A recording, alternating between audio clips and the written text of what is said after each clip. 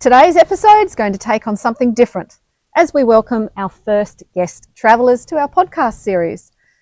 So with me, I've got Matt and Leon. Hiya. And their large dog, Terence. Just We're there. sitting outside their home, which is this bus. Thank you. Well, yeah, it's great to be These guys are in their early 20s. Their story is something that not all of you may aspire to, but we'll certainly know some family members or friends that may be in a similar situation, such as struggling to find a place to live. My understanding is that Matt and Leon consciously seek the work-life balance that is less reliant on capitalism and consumer culture that serves our modern lifestyles. Yet, as expected, this comes with significant challenges of maintaining the basic requirements of life, such as keeping a roof over your head and having funds to eat and use transport. all the normal things. So welcome Matt and Leon to the ExplorOz podcast. Thank you for having us. Thanks for having us here. It's been It's been awesome being able to listen to the progress of your podcast so far, and just and get to the point where you get to interview travellers, and we're actually really blessed to be your first interviewees, because yes. There's so many people that you know out there who are doing so many wonderful and journeys. incredible adventures. Yeah, and their own like amazing stories, and we're really proud to be able to Well, thank Be one you. of them. Yeah. our first story. Yeah, no, it's excellent having you on the channel. So let's start with where you're at today, and then let's take a few steps and we'll go back through the journey. Basically, you guys left the idea of rental housing as this became problematic with the dog, and instead you've bought a bus, which is what we have here today. It's in mint condition, and anyone would be very envious of the fit out you've got. It's got sink and fridge, and you've got everything in there, your cooktop, your bed, the desk, the solar power, the inverter, but that's not how you bought it. And you've built this over the past year. So before we talk about the bus itself, let's get to know each of you. If you wouldn't mind, I've got a few notes to share. Leon, you say you're an artist focusing on jewellery and photography and performance art. Yeah. After finishing school, you started uni in design, but then heard the call of travel overseas. And you got caught up in COVID, so that didn't work out. Yeah, I didn't actually get to leave for my trip. I had everything planned and booked and backpack bought, but yeah, was on to packing the backpack, and everything took some steps backwards. Yeah, I'm sure a lot of people can relate to that. They were challenging times. You then bought a camper van and decked that out and was able to travel because you're in WA. You were able to still access the broad expanse of WA and the Northern Territory, and you travelled for 6 months? Yeah, 6 months. It was an indefinite trip in the van, and I love building the van, and it was fit out perfect for me, and it was before the dog and before Matt, and was travelling around in that. And that was when the COVID restrictions were quite tight. So whilst you could move around WA and NT in South Australia confidently, it didn't seem plausible about going further east, did it? And it just didn't seem worth it. Like, there's so much to explore on the west side and the north side, and just doing a half lap. Didn't stress about trying to do a full lap. There's so much to see. Like, just take it at your own pace. I believe you were keen on heading to WA though, and possibly working over there, but you were getting enough work and not happy about being away from Matt for so long. So you did come home to WA after the 6 months? Yeah, well, I met Matt like as I was finishing the build of the camper van, and it was prepared to just do solo traveling for a while, and Matt was still working and had other commitments, but you got to fly up to Broome for your 21st, and we did like 3 weeks through the Kimberley into Darwin around 2021 or 2021, and that was. So that's when you returned back roughly, wasn't it, from that 6 months? So that was like right in the middle of that 6 month trip when you got to come up. We traveled for that, and then I had some traveling I wanted to do by myself, but just realized that there was no point in going further because I actually wanted to go back and travel with you more. Right. Yeah.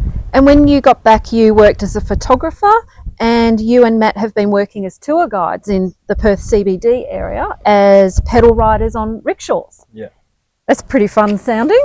Yeah, it's a really great opportunity to sort of get to show off our city which growing up I think in any city, you sort of come off with the impression that there's so much more outside of your city, and through this job we got to really know our city, not just how to navigate around our city, but also like know its history and engage with the its people. culture, Excellent experience. Yeah.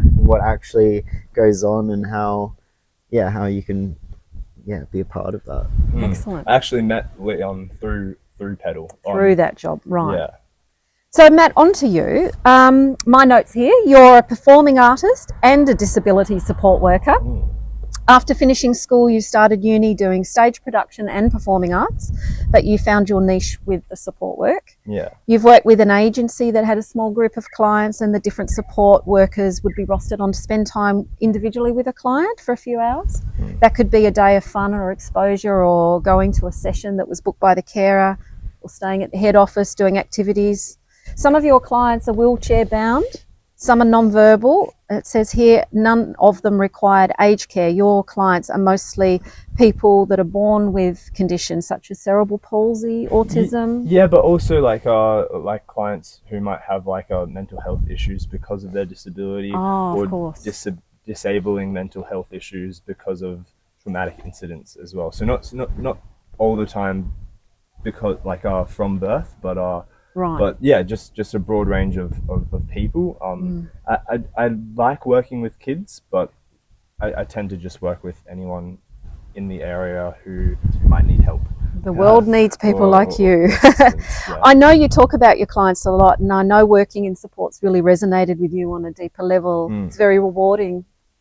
Yeah, and not just rewarding. Like, I got into support work because I didn't really enjoy where theatre was taking me in terms of how I was understanding working with people. Like, I really enjoyed theatre because it's a platform to explore human connection, and the way that you connect, or the way that I was connecting at uni with other people, wasn't really helping where I was going with my theatre. And so I'd heard from a bunch of other people about support work and how you'd really suit support work, and I never really understood it, like that wasn't something that was taught at school. Like it was nursing or doctors, and that's it, that's healthcare. Yeah, very much so. Yeah. So it's been a really awesome job, and the agency that I was working for really helped me work straight off the bat with a range of people with disabilities. I didn't get to nitpick, I only want to work with this sort of disability, or only intellectual disabilities, or I don't want to do this, don't want to do that. You just go, and it's a really flexible and adaptable job, and that's like the sort of person that I am. So one of the reasons that I wanted to cover some of your background there before we get into the story about the bus is because people listening are probably going to wonder, where's this connection going to come from? So what I want people to know is just that little intro about you, to understand what makes you tick and what you've done before, because this is going to come into the whole story we've got today to share. What I want to talk about with you both now in this episode is how you came to be living in the bus that's here in front of us today, and how this will serve your life goals in the future. I'm aware the bus has been quite a huge part of your lives for the last 12 months since you bought it. And neither of you have actually been able to fit in much work, which has been quite stressful. Bit of a chicken and an egg scenario, wouldn't you say? Yeah, definitely. So what I'd like you to tell our listeners is, when did you get the bus? And more importantly, why did you get the bus? Then we can talk about the bus itself. As the whole reason we chose this topic today is the bus has actually been sitting on our front yard here for the past year, and if anyone has looked at our YouTube channel, you'll see a couple of shorts showing what this bus looked like when you first got it, and looking at it here today, it's a completely different beast. So obviously we'll end up discussing the whole story about the process of turning this bus into your home over those past 12 months, but we'd also like to hear what bus life is going to be about, because you're just about on that pinnacle of making that brave step. The bus is running, you've done a few shakedown trips, but we want to hear about why you've chosen this lifestyle and how that aligns with your values. So to kick it off, Matt, we're going to start with you. Tell us about the bus and where the idea for the bus came from. Yeah, well, I think like one of the biggest things I've learned from this is that when people say that they've got a busload of work to do, they really don't know what a busload of work is. That's excellent. until you're working day to day to day to day and watching your family work day to day to day, for like together for our dream. So it's been such a big journey, a humbling journey, big journey, and for me, like I'm not as mechanically equipped as Leon and his family, and in that, like, I was devoting a lot of my time to working so that we could pay off the bus, and not that's just like who I am as a person, like and I think it's also who you are as a person. Like, we will just sort of commit to something and really devote all of our love and passion to it, and then it in sort of the grand scheme of our shared dream, and it's just taken so long to get there. And even before we had that shared dream, there was always this call to go traveling for me, like even before we were together.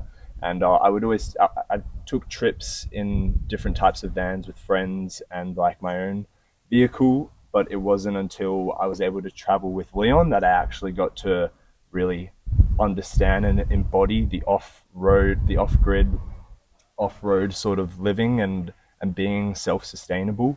So you have had some different experiences already prior to this bus doing some camping. Tell us a little bit about that. Well, yeah, when you were working as much as Matt does, you only take a few weeks out of the year to give yourself that time to like really just like immerse yourself in nature and like be in that holiday but like mindset. And when it must be hard to like get into that holiday mindset if it's only for a short time, or you're not like in something super long term. And that's why I love like the idea of motorhomes, because you can really like find that balance between work and life, and like where you want to go from that. And it was probably this time last year that we decided to get the bus. It was after we did a short like 2-week trip in your time off up to Exmouth. We had traveled in the van a fair bit at that point, and so no one knows about the van. Oh, so now we're talking about a van. So no, we did mention the van before. So this is the van that you took. We met in. Yeah, so right. So I finished the build on the van, and we meet through our Pedal Perth job, and that was coming up to 3 years ago now. So that was in 2021. Gosh, that we like sort of met and also went traveling together.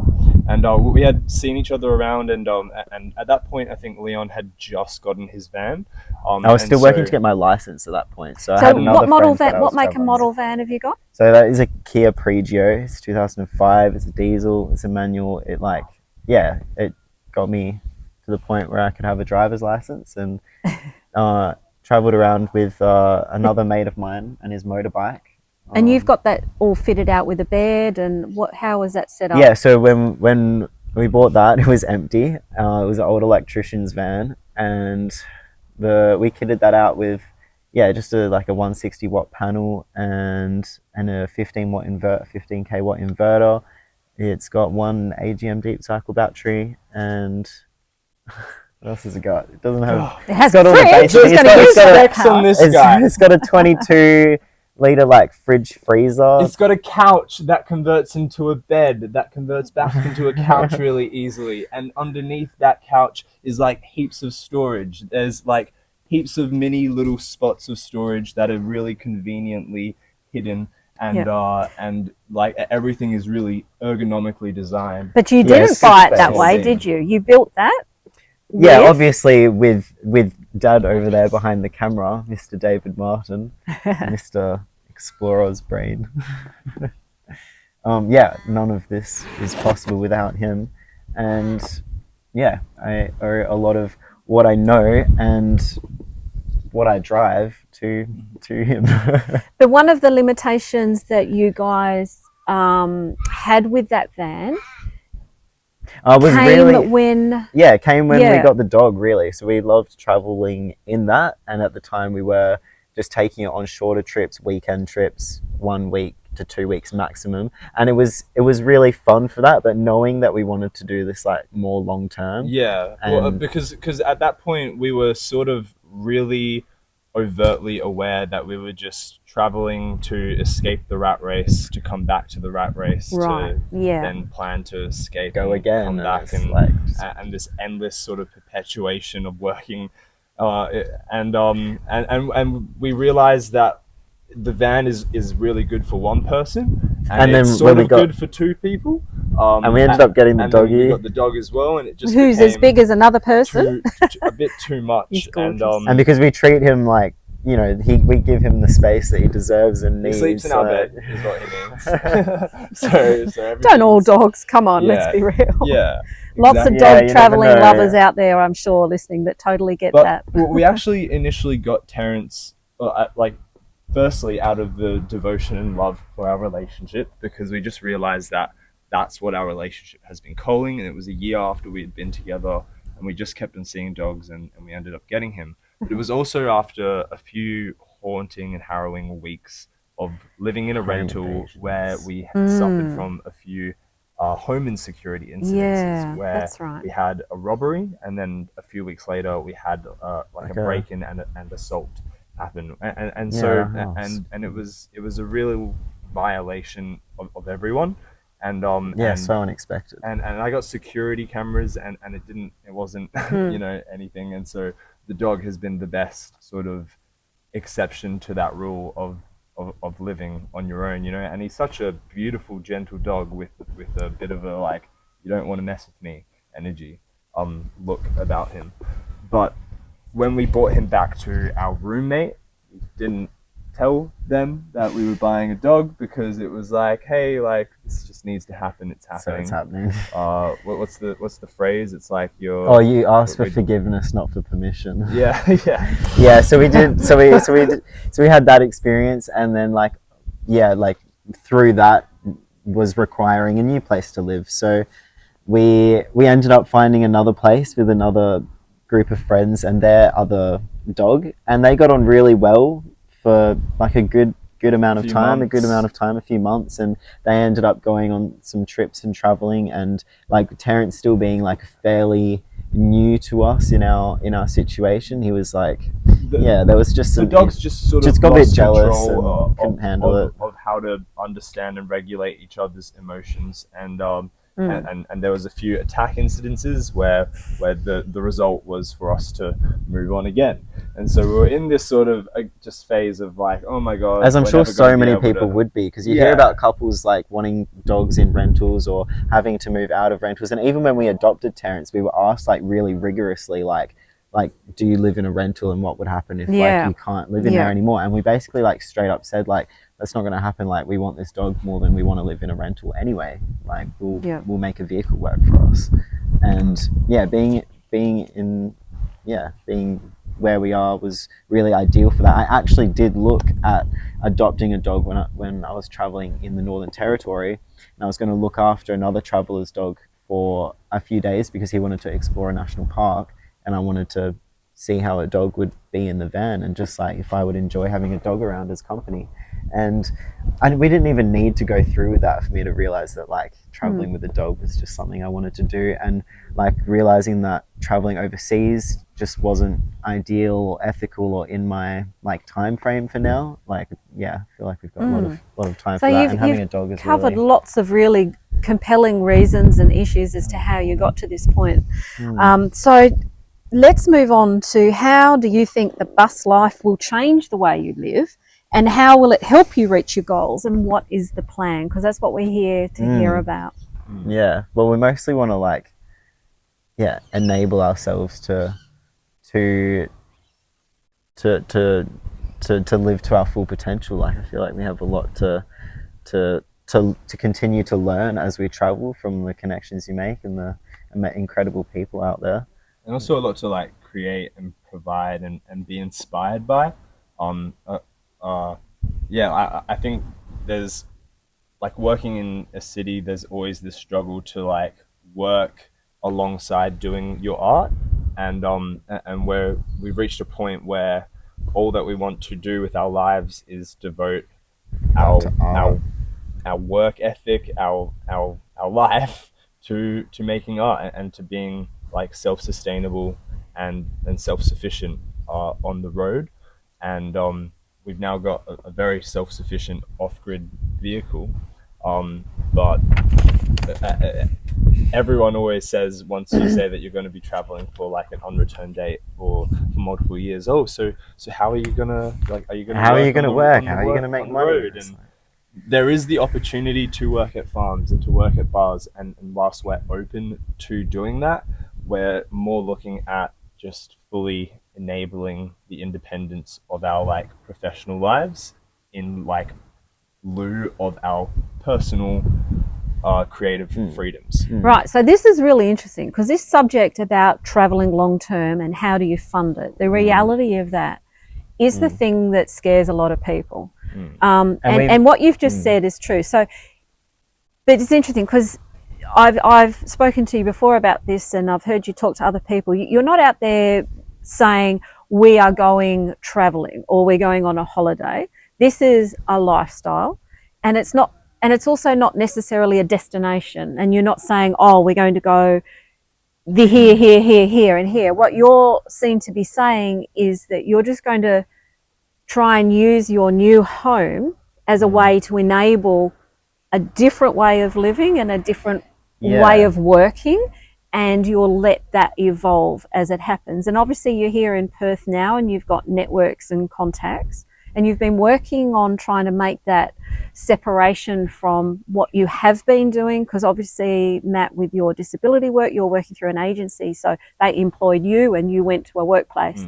So you've separated from that, and Leon, you are working with photography, and you've had to separate again from the employer-employee relationship. Yeah, I think there's an element of like wanting to work for yourself, but then also like having like your own ethical battles within doing that. Yeah. And yeah, building this bus has been like, super knowledgeable for me in that aspect of like we do need, like, we're both pretty into our environmentalism and our environmental activism in certain aspects, but there's a lot of like personal ethical almost dilemmas that go on when you're like, needing parts and tools and oil and just like equipment, and also wanting to create more of that to share. It's super interesting, and I learn a lot from you guys doing ExplorOz on how it can be done. And especially because of that connection with ExplorOz and how your parents have sort of created and inhabited their personal creative freedoms into their own professional business is like what is like a super big drive for you. And it's really amazing. Made life hard for you, haven't we? So growing up, you'd like, yeah. I'm interested to hear what you've got to say. Yeah, I was going to say, well, growing up, you meet some people who can travel full time with like just gold nuggets in their pocket that they've picked up on the side of the road, and then you meet other people who are traveling in their massive rigs that they've physically dug the country to drive in. And there's an element of like that needing to happen, but also like showing that there are other ways of moving through the world, and also like that there are other people out there to support you doing that, you to do that, and for you to support them. And where like I've left my agency, and I've like left a few of the people who I was once working with. There was sort of this fear that maybe I won't be able to, that they'll lose the work that I've done with them. But like there's also now this drive towards like sharing the work that I'm doing with people, with other people out there, whether in Indigenous communities or rural towns, and even outside of disability support work, like working with like performance companies and different sorts of And even just busking, like when you need to just get from one place to the next, like everyone loves to be entertained, and like why not be entertained by another person? What's your entertainment trick? Well, people love fire twirling, and I love fire twirling, and there's actually like I get a bit like nervous when people are like, oh, can you like show us? I'm like, I mean, yeah, for sure, but like I got to get myself in the zone first. So I'm always excited to like push myself in those sort of aspects and boundaries, and yeah, just creating that little environment for people to dance. And I remember working in the van. I worked in the Northern Territory for a bit at a fairly remote, shout out to Pink Panther pub in Larimer.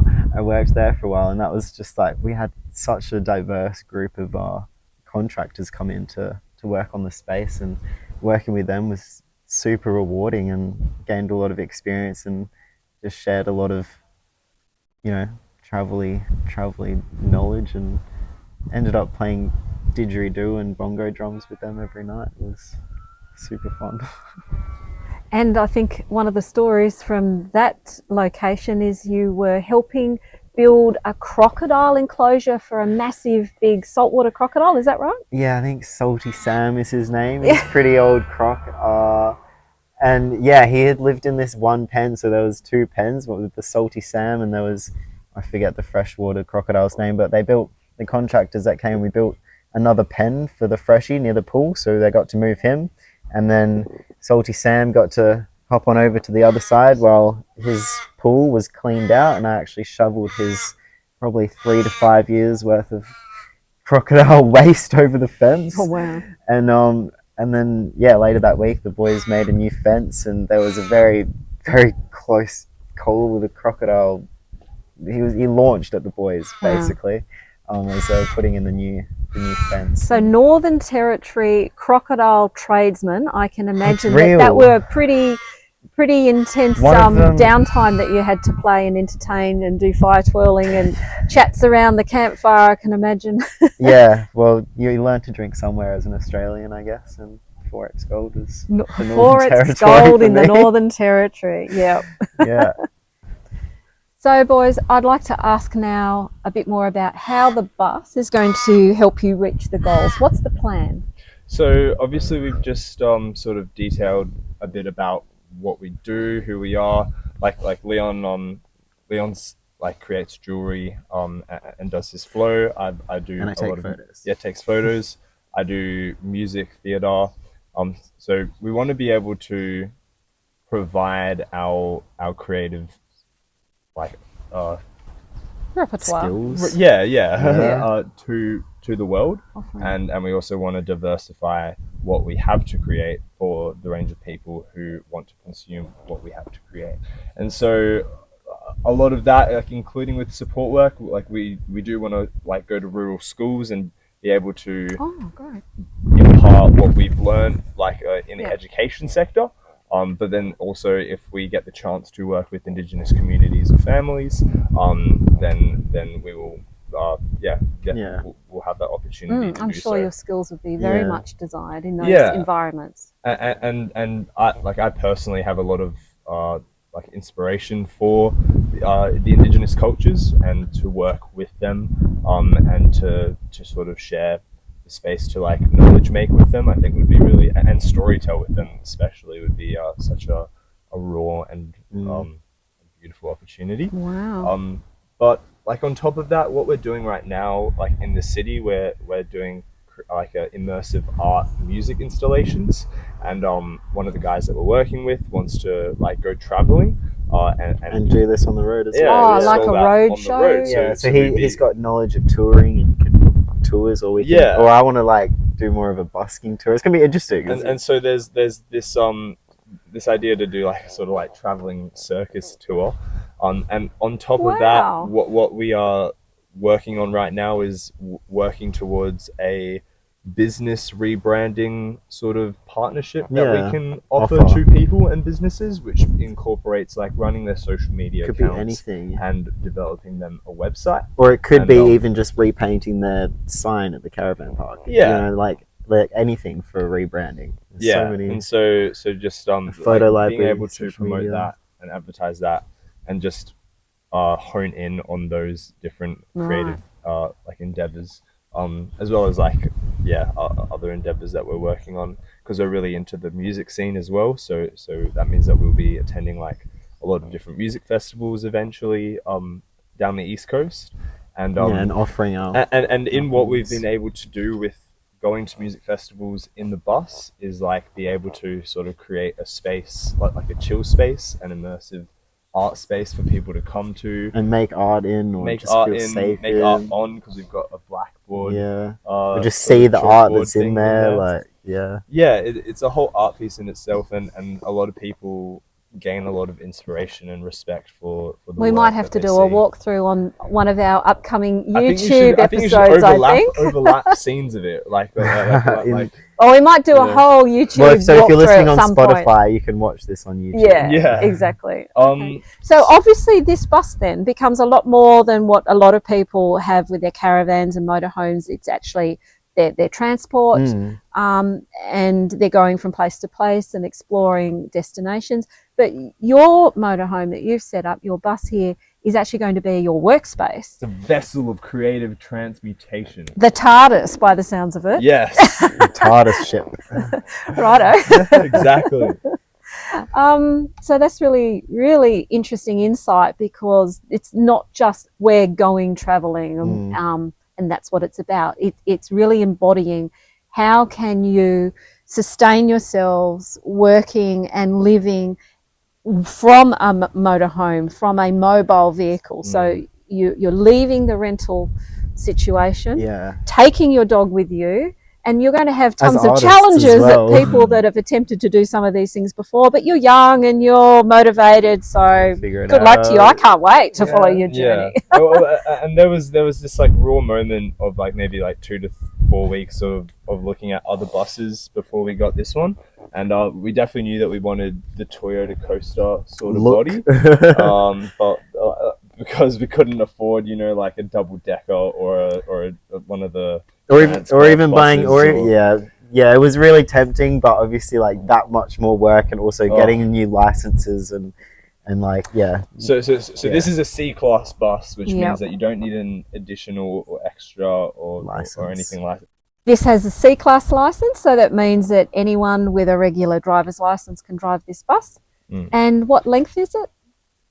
That's good to that would be a good thing to know. We just attached the back box on and the tow bar, so it's now longer than a car parking space. I think on the YouTube, the way we've set this up, you can just see the back box and the bikes on the back. Can you? You'll get a tour No, later. okay. Anyway, so it's a bit over how far? It's definitely it's longer than your car parking space, but if you think of like a Mercedes Sprinter, it's probably similar to that. I couldn't tell you a length right now, so I measured it. Right. Well, we better add that to your list. Better know that before I go to a caravan park. If I go to a caravan park. All right. When? So tell me a little bit about how then you chose this particular one, because it's not a coaster that you told me you were looking for. It's not a coaster, and we were looking for a coaster because obviously they're the one, you know, Toyota Coaster. It's got the name. It's well got the known, look. It's got well a reputation. Known. Yeah, and there's plenty of them out there still kicking around, and there is probably not many of these still kicking around.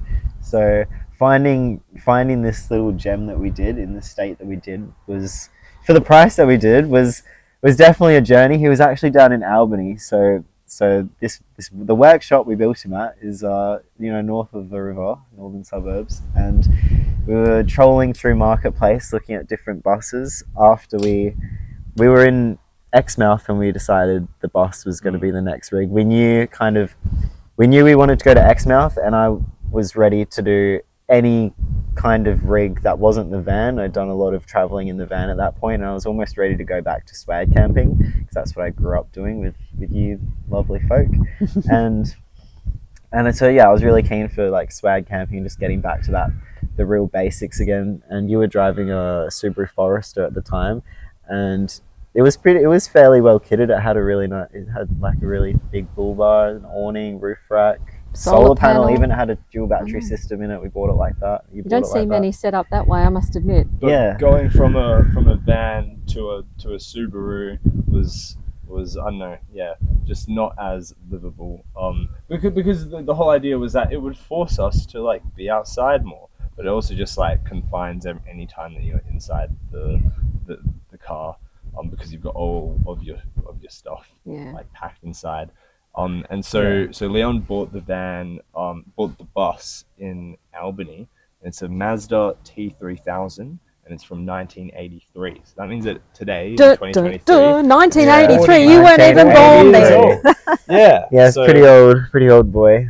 And so we test driven a few around Perth, like coasters, and I think we had driven some of the 35. There's a T35,000 as well, and just different engine sizes.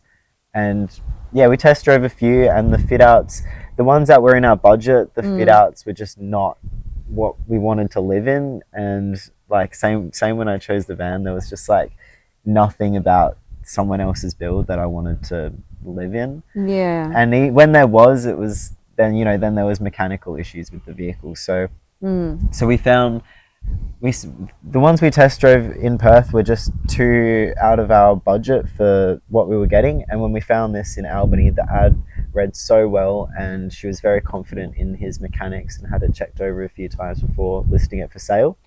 And she was selling it with all the accessories that were in it. That just seems like a great place to start for what we wanted. So it wasn't a shell. It wasn't like it didn't have seats in it. It was already ready to go. It was a converted bus, which it had done a few laps. It had done a few laps. It had done a few families. It had done more conversions than the ones that it had been in there. So she had travelled in it with her 3 TAFE age kids and herself, and loved it. So 4 people, and the bed was huge, so it could fit 4 people. But then there was storage space everywhere, but with minimal actual storage. And there were holes everywhere. That's the main part of the story, is that there was rust everywhere. So the way that we bought it, we could have bought it and travelled in it, and probably, gotten halfway around or 3 years into a trip, and then had to urgently think of something else, because it just would have been falling away as we were driving. and falling away from rust.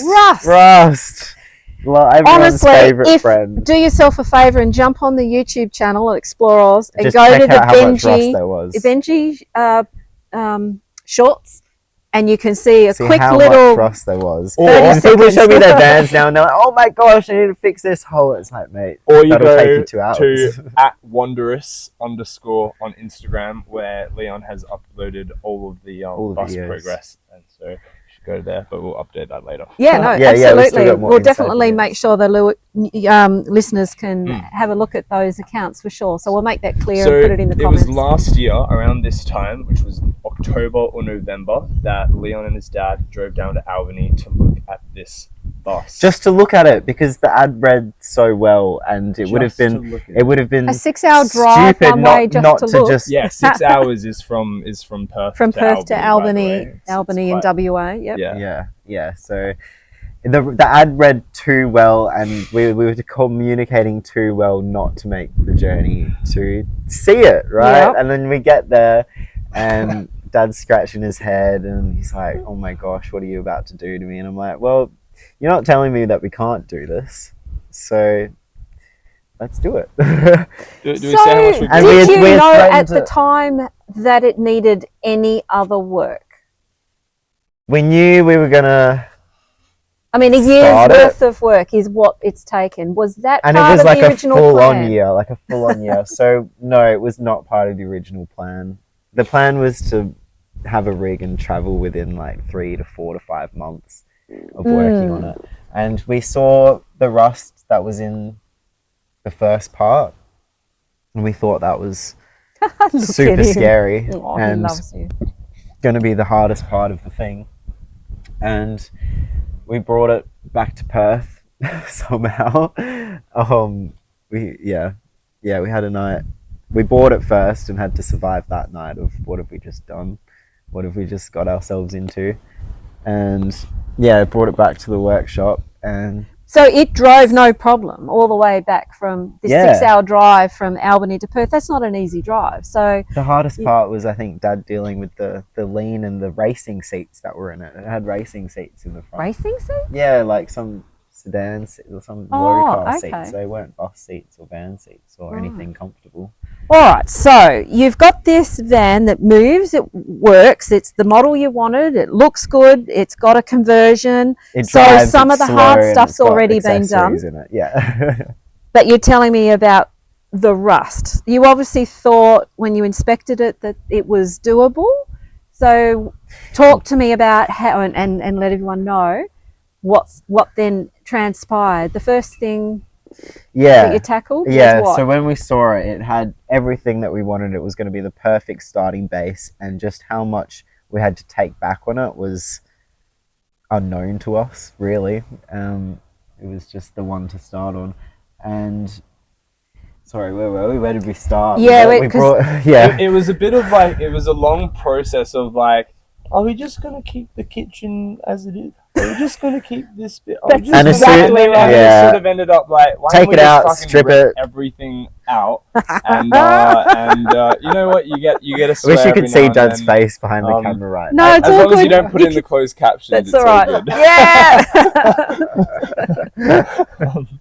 So it turned out maybe halfway through We brought it back. away We through brought that it back, we realized and within the first like 24 hours, we were like angle cutting the main pillars of like the door frame out, and just putting Because one major of the holes doors in didn't the floor. shut. Is that what the issue door, was? the passenger door, was hanging on with, no joke, one bolt and like half a thread.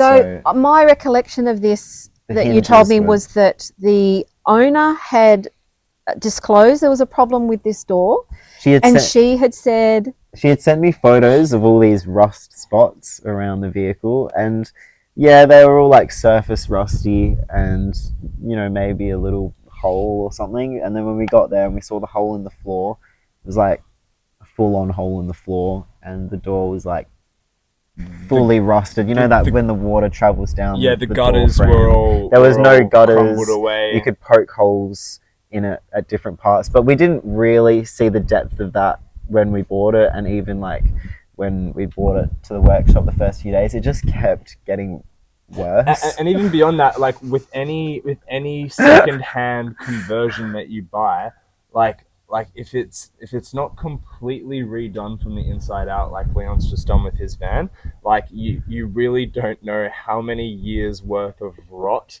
might be laying beneath you. And in this case, it was 40 years worth. Yeah, and so when we removed of rust and just people siliconing it back in or painting when we over removed it, the was bed, very... like the mattress, we saw like the frame, which was really poorly put, so that you can only access the spare wheel under the entire back part, like storage capacity. Only you could grab the spare wheel underneath the bed, and you couldn't access any of the spare like space. But all down the sides and around the frame was just like mold and rot, wet carpet, wet wood, carpet, wet like, floor. just like, and so yeah, so whether you change the mattress or change It was the just thing, gonna happen something again. was going to be left with rot, and it just worked out to just rip everything. yeah, it sounds a lot like home renovation. You And start that's what it pulling up was. one thing, and then it leads to another revelation of something that yet has to be gutted, and that's basically what you ended up doing, a complete gutting of the renovation, entire internals. Gutting didn't you? and remanufacturing. Yeah, and you that's know, what we treated it like our first home build, because Yeah. some Some people- young people, that's at your age, yeah, that's some exactly people what they're doing. Get it, they There's invest. been- Some people work for it. Some people build it or whatever. So it's very fortunate. There's been maybe I don't want to offend anyone here. There's been maybe 3 to 5 instances where we've gotten 3 instances where we've gotten someone else to try and do something else for us. That And has not that worked. includes the awning, the servicing, and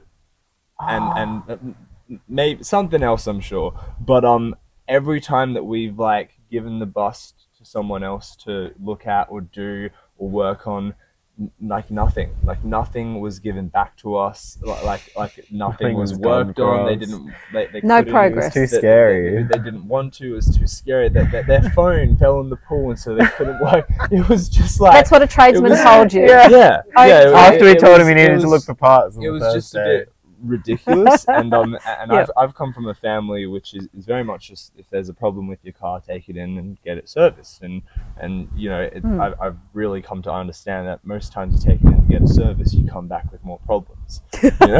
And so it's been a really awesome and rare opportunity for me to like witness the entire destruction and reconstruction of this vehicle from like every aspect of it.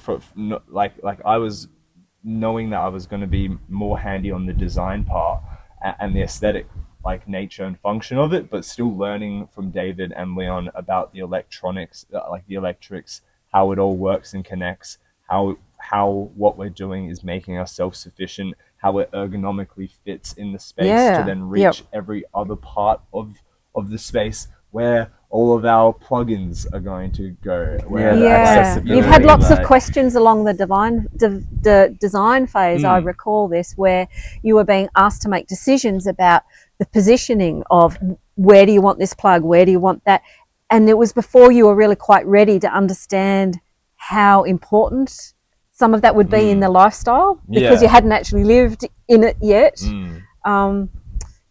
But with the time that you've invested into it, looking back, what a journey. It's still very fresh to look back on. Like, you see a photo of the old paintwork and it's like, whoa, Wow. that used to be this vehicle. Like, within a year as well.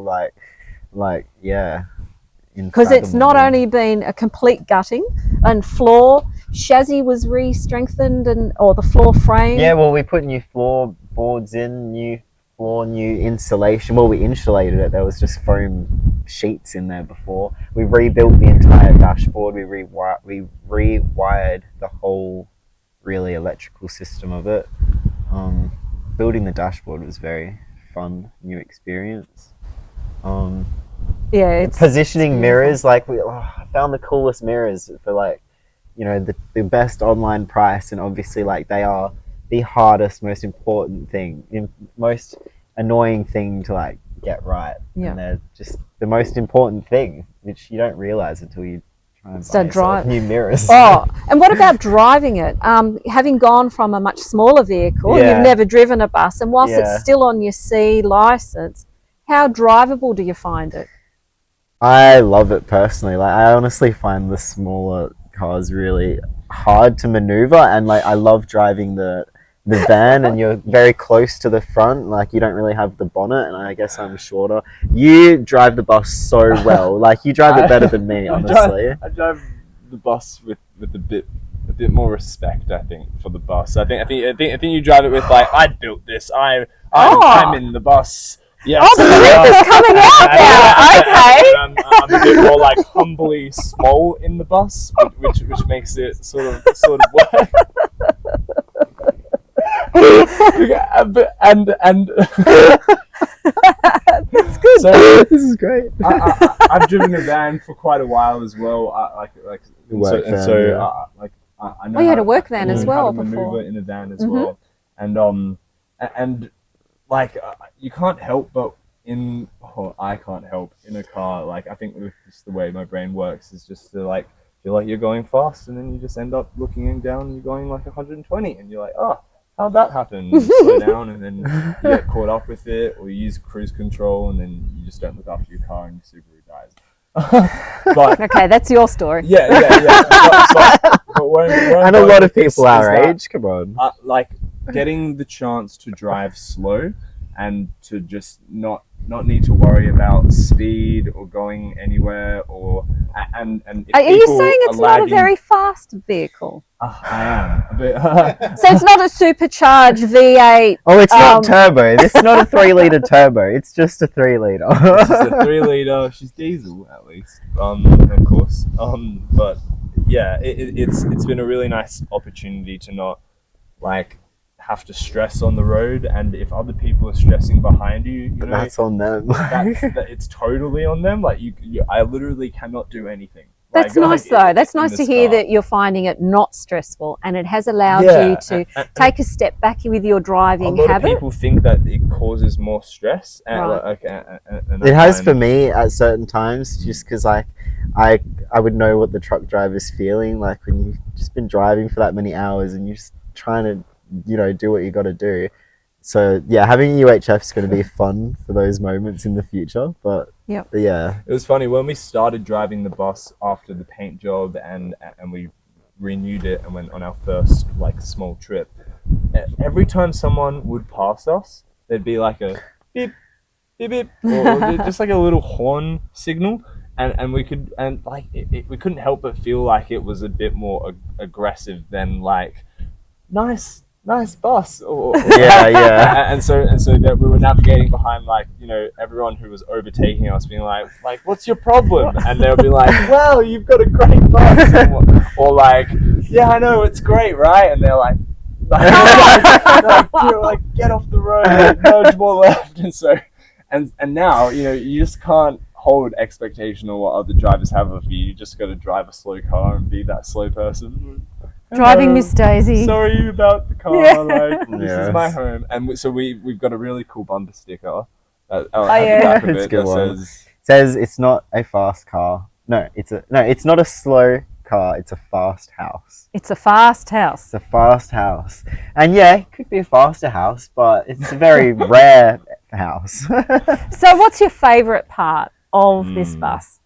Honestly, just because it's maybe one of the most recent additions, like every bus that I've ever seen from I haven't even seen a new bus that's not a Transperth bus, honestly, but I've never seen buses with like a complete inside step. Like all of them Okay. have the raw fillers and just like very dangerous looking front step areas. So finishing this as one of the last like jobs has been really, really exciting and making it a lot more homey. So for audio listeners only, just explain what you've got here, which people on the YouTube probably can see if it's not too dark. Yeah, so we've got like a super, well, because it's new, it's like Checker a shiny checker plate aluminium, Yep. like bottom step with like a fresh trim, and then we've got that like a second step that goes up. And This is the funky thing. Yeah, and we've put AstroTurf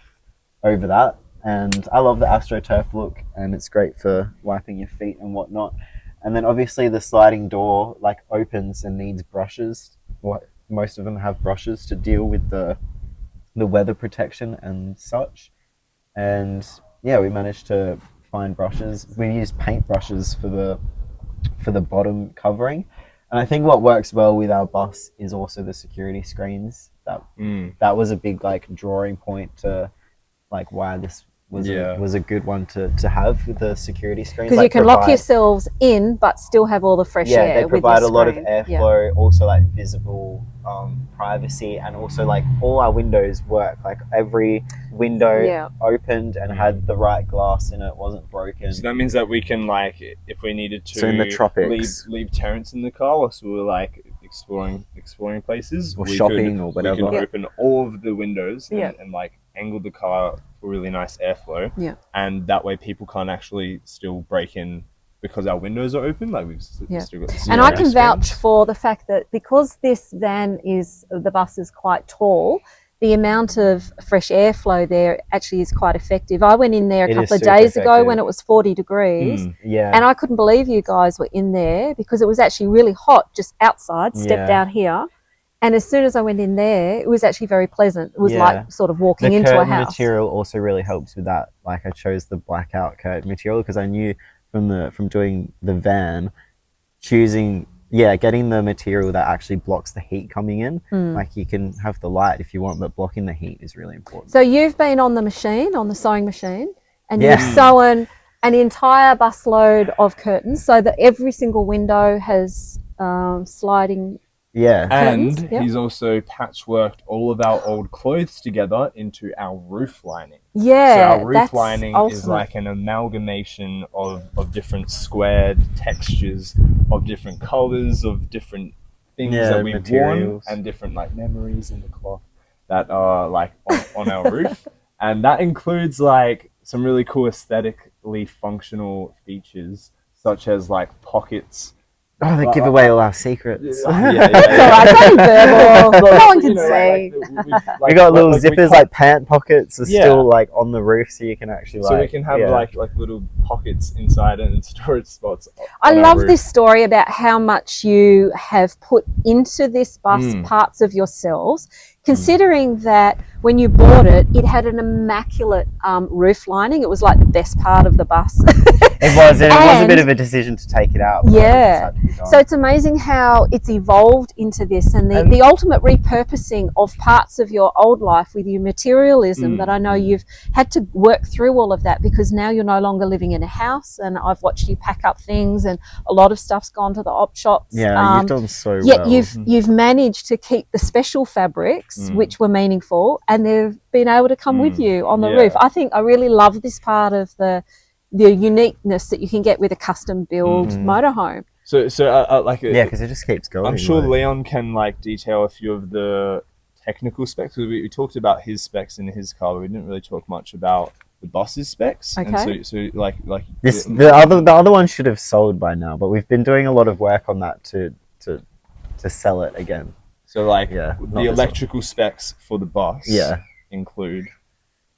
So we've got 3 160 watt panels on this one, and we've got the 2000 watt inverter, and we've got 2 lithium batteries. Woohoo! Yeah, go. Oh, so that was such a game changer. Yeah. Super exciting to purchase the lithium. Yeah, because you had a couple of house batteries or something in there, and they were quite heavy. Yeah, so and we had to buy the 2 batteries as well, so everything runs on the parallel sequence. So even our starting batteries are like 2 6-volt, 2 12-volt, however it works, and then so our house batteries also just came out that we wanted to run them in parallel. So we got 2 lithium batteries. I think they're like just the smaller side ones, 120 watts. And we did just go for we went with a lot of Renergy kit for the specs, and we did choose some King's gear just because it was the right one for us. The fridge that it came with originally was like a gas and electric, like Dometic, a 3-way Dometic fridge, the same as what was in our Ultimate Camper trailer, just a slightly older model. And yeah, we knew how they were size, and it just seemed right. But like thinking about it more and going through the build, like doing what we were doing and like fully building it exactly the way we wanted, we just realized that it was going to be a lot more cost, time, and like stress effective I think with the pace of our lives being born in the digital age, we want to be able to like set up and start going. We don't want to have to like have a massive setup and turn the valve on, flick the buttons, and there is still that involved. I've never had a pump system before. Not as much, and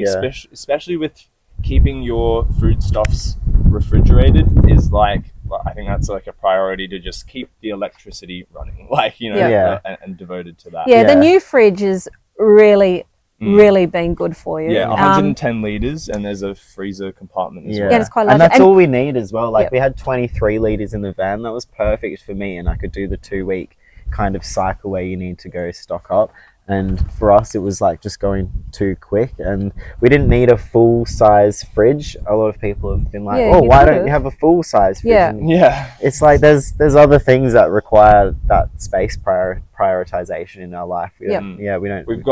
We've got a filtered tap and an unfiltered tap. that We've got was a great idea. Diesel heater, which is built into our diesel tank. So our fuel runs a very small amount of fuel when we turn the diesel heater on into the heater, and the heating of the space is like amazing when we do turn it on.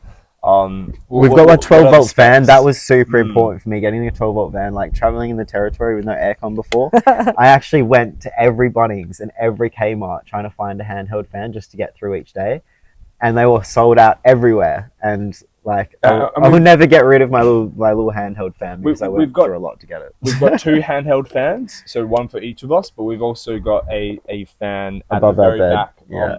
like corner. So It's that hardwired in. We can navigate some airflow. That's when we actually a do really have good one. You bit bought that online. Yeah. What brand is that one? It's like a caravan camper. Yeah, I'm not sure the brand, RV but it's a very standard one. Sirocco? Something Yeah, like that?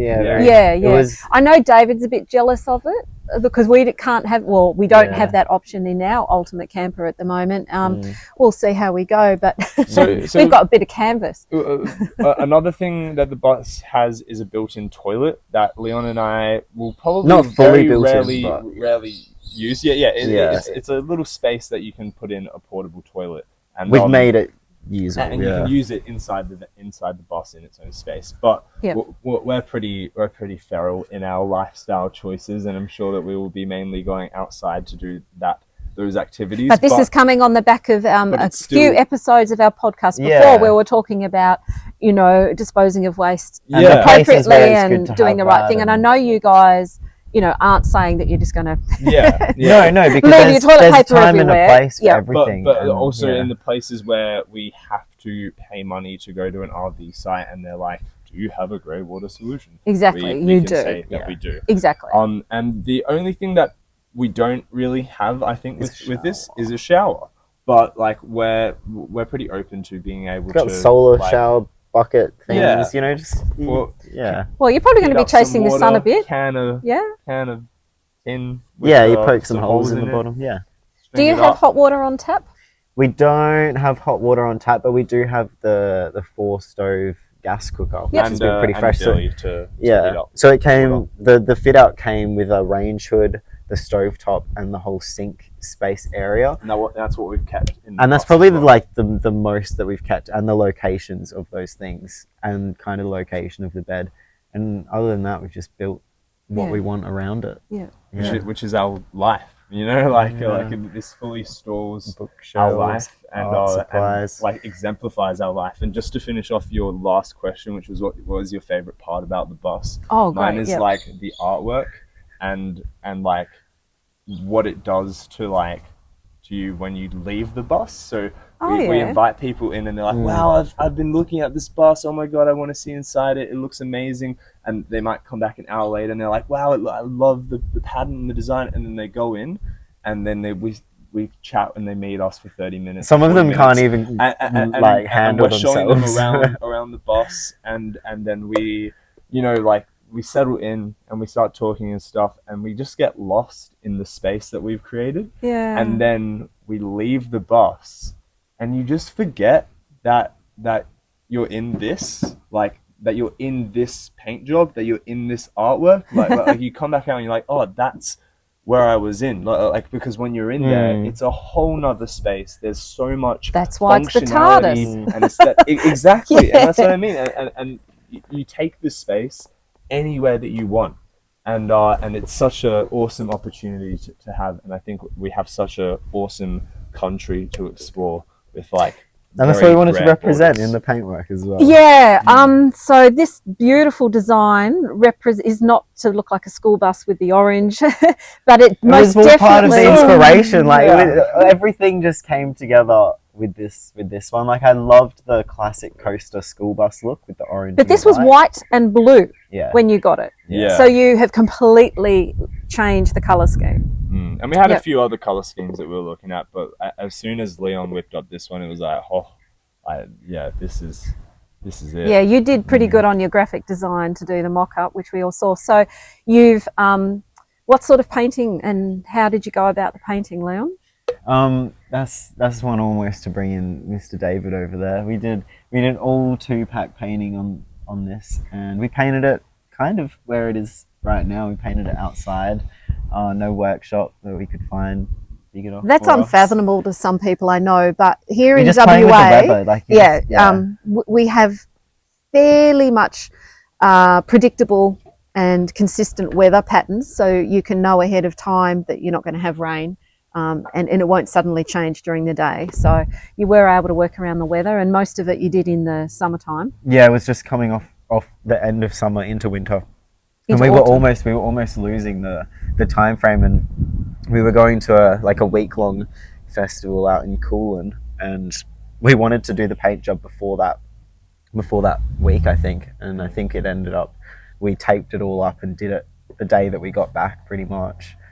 And yeah, it was super fun. How did it go? We did white first. White first. And we did it probably down to just past where the red starts, and then we did the yellow, and then we did the orange, and then we did the red, and then the black. We did the black line first, and then the stencils, all the artwork on it, we actually did by first projecting the images that we wanted onto a piece, like a massive piece of paper inside the house. Like craft paper. Yeah, like craft Yep. paper, and then we cut that out as like a paper Stencil. template thing. And I think all of us had a go. Yeah, We've done. we all got a spot on the I cutout. did a bird, We all and you different did animals. The grass tree. You did the grass tree. Yeah, that did the eagle on the other side and some other trees. And so what we then did was we put masking tape, like painting tape, all on the paintwork, and actually then stuck our template on and got a craft knife Yeah. and actually cut very, very scarily onto the paintwork Yeah, to peel away the paper. the tape Yep. that you then leave with like the outline of the tape that you then tape more around, and then you just spray that in. So yeah, it was very interesting figuring out that. Yeah, the technique to do it. Yeah. Yeah. Yeah, excellent. It's come up just beautiful. And as you say, you've had lots of beeps from onlookers. I remember you coming back on your first day that you actually drove it, finished down to the beach. It was a beautiful afternoon, and you did a coast drive along the Perth beaches. And you were more than 10 minutes. We thought you'd had a breakdown. We thought you're just going down the beach, which is literally 2 kilometres down the road, and you came back an hour and a half later and you were on cloud 9. Yeah, I think we'd driven it up. So it's really nice when you've yeah, built yeah. something yourself, and you can hear it in the way you two are talking about it, that you have a much greater connection with your vehicle and your home, which is what it's going to Well, be just driving at when the you've built it dashboard yourself. and looking at the dashboard, that's, you know, even starting to get cracks, it doesn't matter, but it's like we built that, and Yeah, the Yes. whole thing is beautiful. And even like you know, I joined this relationship trying to be like accustom myself to Leon's van and Leon's van rules and where things go in Leon's van. Oh, So yeah. getting to Yeah. actually build and make the space with him and been a real involve partnership, the design for my Yeah. life as well. It's really awesome to be able to drive to places and share that life with you. Oh, it's fabulous. I bet you've got a lot of very envious friends. Look, we'll have to start moving on. I've got a few more things I want to get through before we finish up the podcast today. So, very quickly, have you got some Instagram accounts or YouTube accounts that we can promote for you? Yes. yeah. Firstly, the YouTube. I just updated our custom URL. It is Rugged World 83. So youtube.com/Rugged World 83. Okay. Yeah. And then you can also find us on Instagram personally at MattyOJ, MATTE0J. And me, you also got Rugged World, just as one word, for my jewelry making, and the Just hang off, because we've got a very noisy the helicopter. chopper. And I'll just speak closer to the microphone. Yep. My lifestyle life, my social media page is Instagram at Wanderous. So WA_. WA. Wanderous _. WANDEROUS_. Okay, well, I'll follow up those and confirm with links Yeah. on the blog and on the YouTube channel for people to make that easier. Mhm. And on those accounts, is that where your jewelry? Yeah, so Rugged And World your has the photography? jewelry. The YouTube has got like a bit of a longer term video collection. It takes us a while to edit together videos, but they end up there eventually. And we'll hopefully be able to be collaborating together in the Yeah. future, of our travels. And Yeah, we'll be doing heaps uploading more those stuff. videos to Great. YouTube as well as our Instagrams as well. All Yeah, right. Instagram, like our personal pages are where you can see a lot of, Matt posts a lot of our like art installations and collaborations, and I yeah. guess I've posted a little bit more of the vehicle stuff so far, but they'll cross over eventually. Yeah. Yeah. All right, and so one last question for you guys about this whole lifestyle and this experience. In hindsight, is there anything that you wish you had known before you embarked upon this that you could now give as advice for anyone that's thinking that they would want to do something like this? Oh, it's a tough one. If you like, it's pretty obvious whether you know you want to do a full drive or a motorhome. That's kind of your first place to figure out how you want to travel. Do you want a full drive, or do you want to be really comfortable long term? Yeah. I think, like, for me, like, you're never poor or broke or like not enough to like pursue your dreams and Right. or to buy your vehicle, to buy the thing, like it will Just happen. make it happen. And you've just got to make it happen, because you will end up working your entire life towards that dream, and if you don't just do it, you won't get there. Love it. That's exactly how we started ExplorOz. However long ago that was, I've mentioned it before, 23 years ago, 25 years ago, we left our lifestyles and did the unthinkable. And it's taking that leap of faith, taking the risk in the face of all the comments that your friends and your family will say, oh, if you get out, you'll never get back in. It's that. And it's making the most of what you've got when you've got it as well. And there's also dealing with people who'll be like, oh, like, are you sure you're ready, or you're not really ready, or like, I'm sure they've criticised you because you're young and all. The truth is, you're never ready until you're doing it. You know, exactly. And you're learning from it every step of the way, and just like pushing through the challenges and the boundaries, like traveling by yourself or with another person. Like, you experience the same challenges, and it's way more fun with you. It's been an incredible journey by yourself, and don't fear it if that's calling you. Like, don't think you like necessarily need someone to travel with. If you know you've got the know, you can move around. Like, well, there you have it, folks. Yeah. Thank you, Leon, Martin and Matt Jones, for being on the podcast today and sharing all those parts of your journey. It's been a real pleasure having you, and I hope our listeners have enjoyed getting to know you a bit more, and we'll try and put some more footage up of the bus on the YouTube in coming times. We've deliberately held off because it's been a bit of a whole big reveal, and it's a big project. So thanks very much for tuning in to the ExplorOz podcast, and thanks again, folks. Thank you. Bye. Bye.